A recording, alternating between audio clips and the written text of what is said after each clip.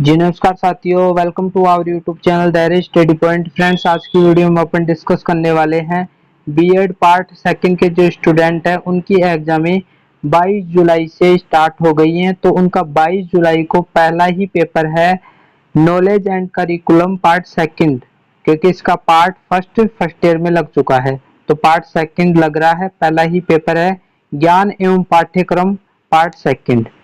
तो इसका guess paper देखने वाले हैं, इंपॉर्टेंट क्वेश्चन लेकर आया हूँ।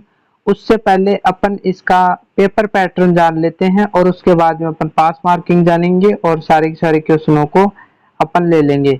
तो यहाँ पर सबसे पहले इसमें जो पेपर पैटर्न है इसका वो जान लेते हैं। ये 2023 का पेपर आपके सामने दिख रहा है, नॉलेज एंड करिकुलम।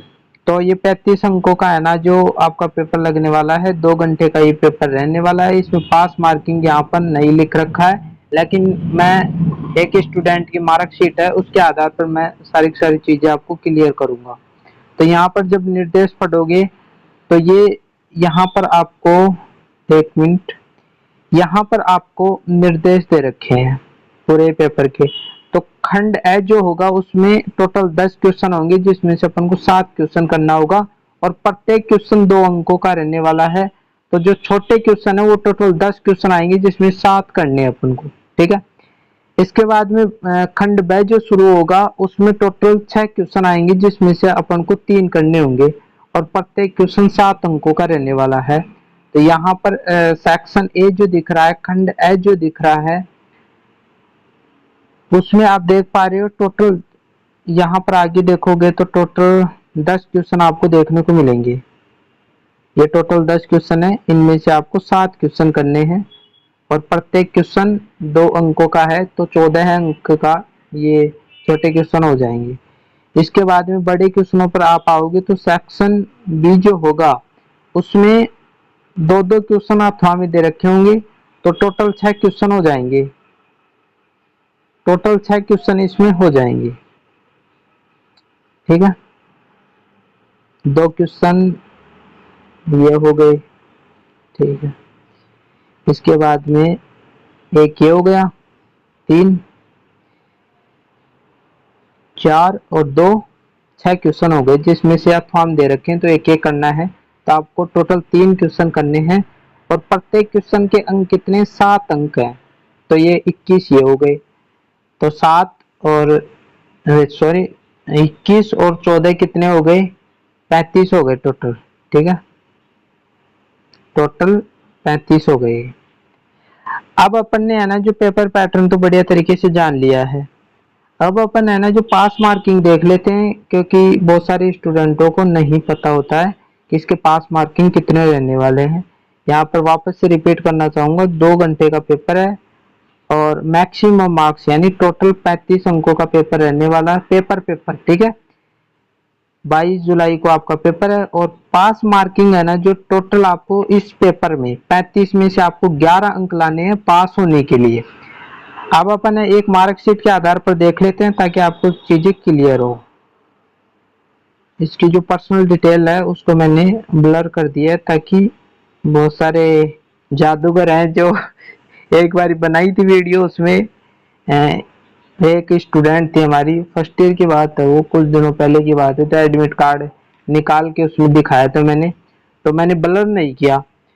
तो क्या हुआ कि 2 घंटे के भीतर ही है ना उस लड़के के पास में फोन जाने स्टार्ट हो गए और इतने फोन गए कि उसने बोला सर इसको डिलीट करो, फिर वीडियो को डिलीट करना पड़ा। तो कुछ बहुत सारे स्टूडेंट ऐसे असामाजिक तत्व होते हैं जो इस प्रकार की गलतियां करते हैं, इसलिए इसको ब्लर किया गया है, ठीक है। तो पहला पेपर आपके सामने दिख रहा है ये, ठीक है। इसमें इसमें क्या पास मार्किंग कितने रहने वाले हैं, जो ऊपर दिख रहा है मिनिमम पास मार्क्स है, यानी कम से कम आपको पेपर में कितने अंक लाने हैं। तो यहाँ पर एक्सटर्नल जो पास मार्क्स है, ठीक है। एक्सटर्नल का मतलब क्या होता है, जो आपका पेपर लग रहा है ना उसमें से।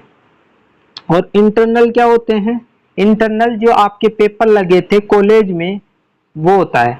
तो यहाँ पर आपको 11 अंक लाने हैं और जो इंटरनल एग्जाम होता है उन टोटल अंकों में से 4 अंक लाने हैं पास होने के लिए, तो वहां पर तो आप वैसे भेज देंगे। वो टोटल आपको 15 अंक लाने हैं, तो आपको पेपर की बात करें तो 11 अंक आपको पास मार्किंग लाने हैं। ये सारी सारी चीजें। और यहाँ पर आप देखोगे पेपर 35 अंकों का है, और 15 जो अंक है ना वो कॉलेज से भेजे जाएंगे, तो वो कितने अंक भेजते हैं वो उन पर निर्भर करेगा। तो टोटल 50 अंकों का हो जाता है। तो आप तो इतना ही ध्यान रखो कि इस पेपर में पास मार्किंग आपको 11 अंक लाने हैं। ठीक है, अब अपन है ना जो क्वेश्चनों पर बात कर लेते हैं। वेरी इंपॉर्टेंट क्वेश्चन है सारे के सारे। इसमें मैं टोटल है ना जो 11 क्वेश्चन लेकर आया हूँ, एक ज्यादा बढ़ा के लेकर आया हूँ ताकि है ना जो एक ज्यादा क्वेश्चन मिल सके आपको। पहला क्वेश्चन है, ज्ञान की प्रकृति को स्पष्ट कीजिए। अब आप ये मत सोचना कि ऐसे ऐसे क्वेश्चन है, पिछले 4 या 5 साल के क्वेश्चन इसमें हैं, तो ये रिपीट होते हैं, और पर्सनली एक्सपीरियंस है कि इसमें क्वेश्चन रिपीट हो सकते हैं।